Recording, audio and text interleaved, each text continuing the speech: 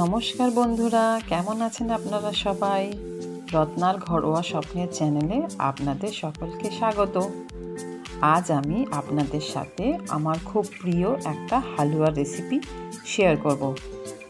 হ্যাঁ, আপনারা এতক্ষণে বুঝেই গেছেন। আজ আমি আমার মায়ের গাজরের হালুয়া রেসিপি আপনাদের সাথে শেয়ার করব। তো চলুন, এখানে প্রথমে আমি 1 কেজি গাজর আর 1 লিটার দুধ নিয়েছি। তো এবার প্রথমে গাজরটাকে আমরা ছুরি দিয়ে ভালো করে ছুলে নেব, নিয়ে তারপরে ধুয়ে নেব। এরপর আমাদের বাড়িতে যে সবজি গ্রেট করার মেশিন থাকে, সেই মেশিনটা দিয়ে আমরা গাজরটাকে এইরকম ভালো করে গ্রেট করে নেব। এরপর কড়াইতে বড় 1 চামচ ঘি দিয়ে গাজরটাকে একটু ভালো করে ভেজে নেব। গাজরটা একটু ভাজা হয়ে গেলে এর মধ্যে দুধটা দিয়ে দেব।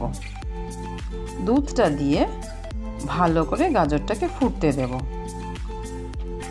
যখন দেখব দুধটা ঘন হয়ে আসছে, তখন এর মধ্যে দিয়ে দেব আন্দাজ মতন চিনি।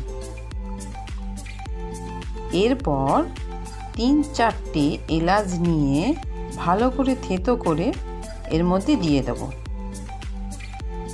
এরপর কিছুটা কাজু বাদাম কুচি ও কিশমিশ দিয়ে দেব। দিয়ে কিছুক্ষণ নাড়াচাড়া করে নেব, যতক্ষণ না দুধটা পুরো শুকিয়ে আসছে। যখন দেখব দুধটা বেশ শুকিয়ে গেছে, তখন এর মধ্যে দিয়ে দেব ঘি। বেশ কিছুটা ঘি অ্যাড করে ভালো করে নেড়ে চেড়ে নামিয়ে নেব।